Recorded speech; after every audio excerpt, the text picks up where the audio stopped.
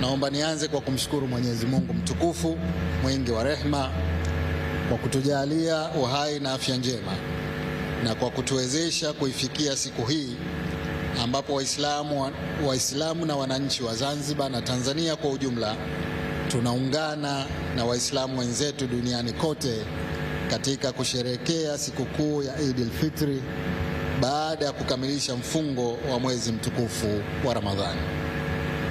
Tunamwomba Mola wetu Subhanahu wa Ta'ala azikubali funga zetu na ibada zetu zote tulizozifanya na atulipe malipo mema. Ndugu wananchi, tunamshukuru Mwenyezi Mungu kwa kutuwekea siku ya leo kuwa ni siku ya furaha ya kuwa pamoja na familia, ndugu, jamaa na marafiki, kula pamoja, kutembeleana, kupeana zawadi, kuwakagua na kuwafariji wagonjwa wetu na kuombeana dua. Aidha, kama kawaida katika siku hii tuna utamaduni mzuri tuliojiwekea wa kuwa na baraza la Idi la kitaifa. Napenda kutumia fursa hii kutoa shukrani zangu za dhati kwa kamati ya sala na mabaraza ya Idi kwa maandalizi mazuri ya shughuli hii.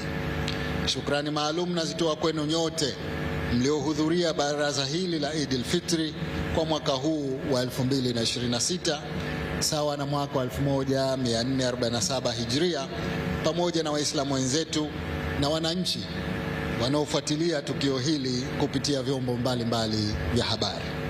Kwa pamoja na kutakieni nyote na familia zenu sikukuu njema yenye kheri na baraka nyingi.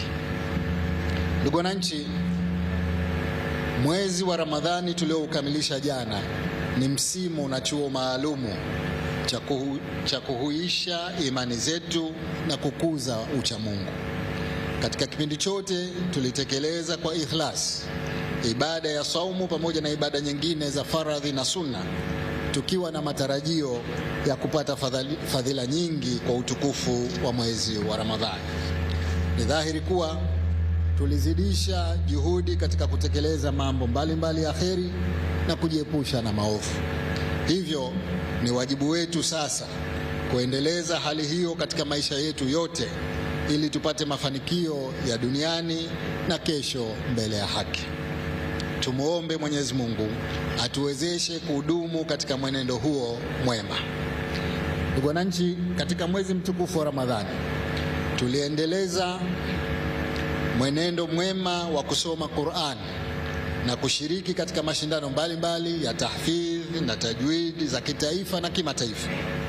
Aidha, darasa mbalimbali ziliendeshwa za Qur'ani na tafsiri yake katika misikiti kote mijini na vijijini ili kuzingatia mafundisho yake.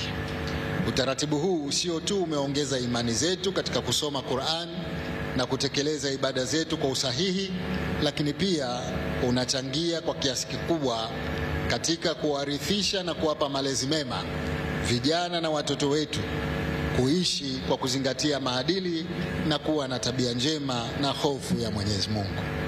Hivyo, kwa lengo la kuwa na jamii ya wacha Mungu,